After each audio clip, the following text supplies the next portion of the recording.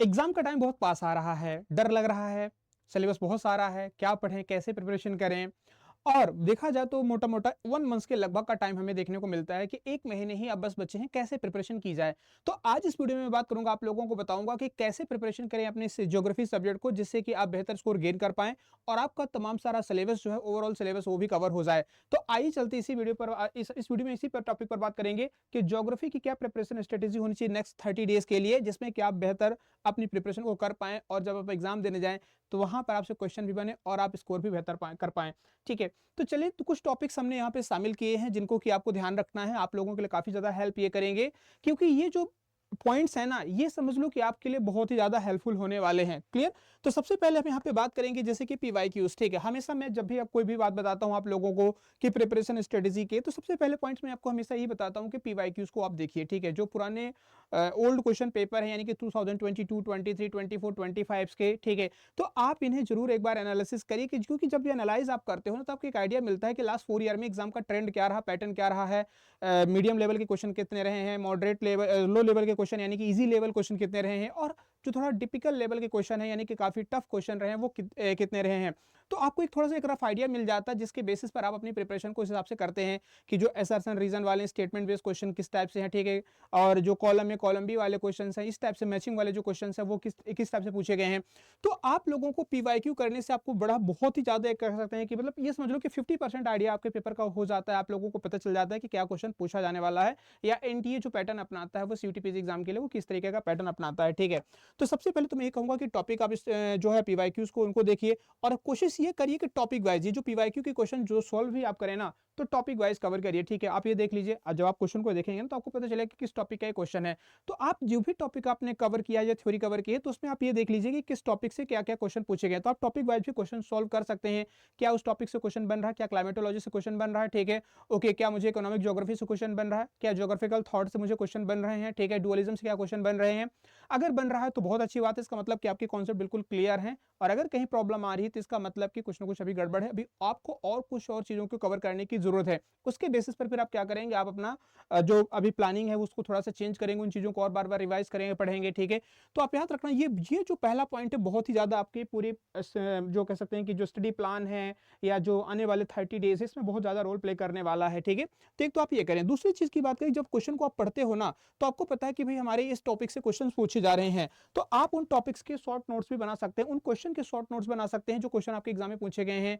अच्छा, ओके, क्लाइमाग्राफ से ये क्वेश्चन आए हैं, अच्छा ठीक है, जो जीआईएस और रिमोट सेंसिंग से यहाँ से क्वेश्चन पूछे गए, स्टैटिस्टिकल टेक्निक से इस टॉपिक से क्वेश्चन पूछे गए हैं। ठीक है, तो आप उनके अपने शॉर्ट नोट्स भी आप उनको बना सकते हैं, उन टॉपिक्स को पढ़ सकते हैं, उस एरिया को कवर कर सकते हैं। ठीक है, तो आप अपने शॉर्ट नोट्स जरूर बनाए। ठीक है, और कोशिश करें कि जो क्वेश्चन आपके प्रीवियस ईयर क्वेश्चन पूछे गए हैं उनके तो जरूर आप शॉर्ट नोट्स बना लीजिए। ठीक है, जहां पर जिसका वेटेज काफी ज्यादा, रिपीटेशन जिनके जो क्वेश्चन के ज्यादा हो रहे हैं, तो उनको आप ये करिए। कीवर्ड्स आप बना लीजिए। ठीक है, कुछ इंपॉर्टेंट टॉपिक्स जैसे हैं तो उनकी आप जैसे फिजिकल ज्योग्राफी की बात कर लेते हैं, तो वहां पर जैसे कि डिस्कॉन्टिन्यूटी से क्वेश्चन बनते हैं, तो डिस्कॉन्टिन्यूटी के कुछ ऐसे बना लीजिए, पॉइंट्स नोट कर लीजिए। ठीक है, क्लाइमेटोलॉजी से क्वेश्चन बना लीजिए। ठीक है, अच्छा, हाई प्रेशर लो प्रेशर कहाँ पर होता है, कौन से रीजन में होता है इनके।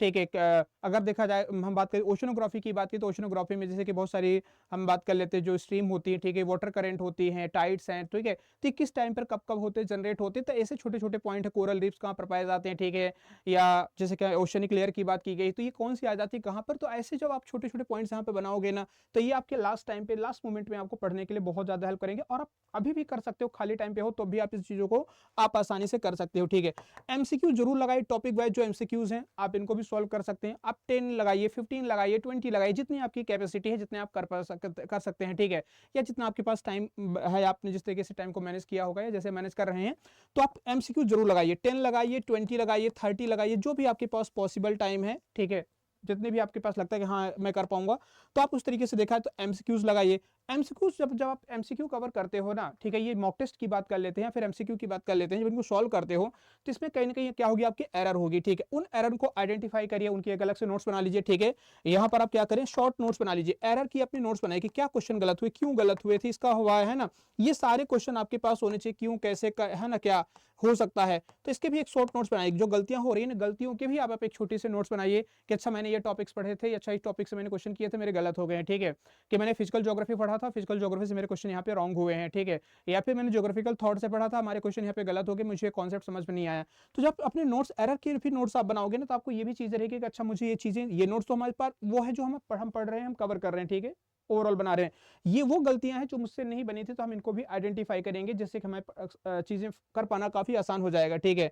और क्यों गलत हुआ, एनालाइज, ठीक है, वाई रॉन्ग मींस कि यहाँ पर जो एनालाइज करना बहुत जरूरी है, यानी कि एनालिसिस करिए, उस गलती को आप आइडेंटिफाई करिए, उसको बार बार एनालिसिस करिए, ठीक है, उसको मतलब कि देखिए कि क्यों गलतियां हो रही हैं, क्या रीजन थे, किस वजह से हमारी मिस्टेक्स हुई हैं, ठीक है। तो जब आप इन चीजों को करते हैं तो आपकी चीजें बहुत ज्यादा मतलब कि शॉर्ट हो जाती है, मतलब आपके सारे डाउट फिर क्लियर हो जाते हैं और आपकी प्रिपरेशन भी काफी अच्छी हो जाती है। फिर आपके अंदर कॉन्फिडेंस आएगा कि अच्छा ठीक है, मैं कॉन्फिडेंट हो गया हूँ, अब मैं इस क्वेश्चन को कर सकता हूँ, कोई गलती मुझसे नहीं होगी इस टॉपिक से, ठीक है। और लास्ट वन की बात कर लेते हैं, लास्ट टिप आपको मैं बताना चाहूंगा कि जो जीरो अगर आइडिया किसी क्वेश्चन के बारे में आपको अगर लगता है कि नहीं समझ में आ रहा, आप उसको तुरंत स्किप कर दीजिए। मेन एग्जाम में तो जरूर ध्यान रखना कि कम से कम, क्योंकि बच्चे बहुत बार क्या करते हैं, फिर गेस करते हैं, गेस बिल्कुल ना करिए, ठीक है, बिल्कुल गेस मत करें। अभी टाइम है, अभी प्रैक्टिस कर सकते हैं। जिन क्वेश्चन के बारे में कोई आइडिया नहीं है, जीरो आइडिया है, आप उन क्वेश्चन को सिंपली उसको लीव करिए, स्किप करिए, ठीक है। उसको दोबारा फिर इस जो एरर वाला टॉपिक है इसमें इसको कवर करिए कि क्यों भाई क्या हुआ, क्यों गलती हुई मुझसे, क्यों नहीं बना मुझसे क्वेश्चन यहाँ, ठीक है। मैं दोबारा पढ़ूंगा, इसके कॉन्सेप्ट को समझूंगा और फिर दोबारा इस क्वेश्चन को सॉल्व करूंगा और मुझसे फिर वो क्वेश्चन सही होना चाहिए, ठीक है। तो अगर आप इन कुछ पॉइंट्स को अगर आप नोट करते हैं, अगर आप इनको फॉलो करते हैं, तो मैं कह सकता हूं कि आपको बहुत ज्यादा बेनिफिट इसको होने वाला है, ठीक है। तो ये जो बातें हैं, मैं फिर से कहूंगा, अगर आप इनको फॉलो करेंगे, फॉलो करिए, बहुत ज्यादा आपको हेल्प मिलेगी इससे, ठीक है। आपकी जो प्रिपरेशन है अगले 30 डेज में देख लेना, उसमें बहुत सारे बदलाव आ जाएंगे, ठीक है। आपको इससे काफी ज्यादा अगले 30 डेज में इससे बेनिफिट मिलने वाला है अगर आप इन चीजों को करते हैं तो, ठीक है। तो उम्मीद करता हूं कि जो बात मैंने बताई आपको समझ में आई होगी। बाकी अगर किसी बच्चे को लगता है कि नहीं कर पाएंगे, हमारे पास अभी कंटेंट या सिलेबस का पार्ट नहीं है, कहां से पढ़े कैसे पढ़े, तो मैं हूं आपके सामने, करियर अड्डा आपके सामने है, ठीक है। और आप जाकर के हमारे क्रैश कोर्स जो हमारे सभी चल रहे हैं, आप इनको जुड़ सकते हैं, बहुत कम इनकी प्राइसेस है, बहुत ही कम है, 2000 के लगभग इसकी प्राइस है क्रैश कोर्स की, ठीक है।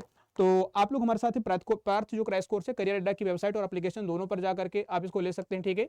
चाहे वो आप वेबसाइट से जुड़ सकते हैं या फिर आप एप्लीकेशन से, करियर अड्डा की जो एप्लीकेशन है यहाँ पर जाकर के भी आप इसको कह सकते हैं कि हमारे क्रैश कोर्स के साथ जुड़ सकते हैं। ये हमारा कोड इस्तेमाल करेगा, यहाँ पर आप लोगों को मैक्सिमम डिस्काउंट मिल जाएगा, ठीक है। 80-30 कोड का इस्तेमाल आप करते हैं तो यहाँ पर आप लोगों को जो भी प्राइसेस होगी उनमें डिस्काउंट मिल जाएगा, और अगर एप्लीकेशन से लेते हैं तो और ज्यादा डिस्काउंट मिल जाएगा, ठीक है। मतलब इस कोड का भी और एप्लीकेशन दोनों में जाएंगे तो और डिस्काउंट मिल जाएगा। और मेरा टेलीग्राम है जहाँ पर मैं आप लोगों को पीडीएफ और क्विज दोनों प्रोवाइड करवाता हूँ, ठीक है। तो जो पीडीएफ क्लासेस की पीडीएफ नोट्स होती हैं और क्विज होता है वो आपको कहाँ मिलेगा, हमारे इसी टेलीग्राम पे मिलेगा। और ये मेरी ईमेल आईडी, किसी भी क्वेरी के लिए, किसी भी डाउट के लिए, कोई भी कंफ्यूजन है, आप मुझसे यहाँ पे कांटेक्ट कर सकते हैं, ठीक है। तो उम्मीद करता हूँ कि जो बातें मैंने आप लोगों के साथ शेयर की, बताई आपको, वो समझ में आई होगी, ठीक है। तो फॉलो करिएगा, बहुत ज्यादा बेनिफिट मिलेगा। कोई कंफ्यूजन, कोई डाउट है, आप मुझे कमेंट करके भी पूछ सकते हैं, ठीक है। तो मिलते हैं फिर एक नेक्स्ट वीडियो में, टेक केयर, बाय बाय।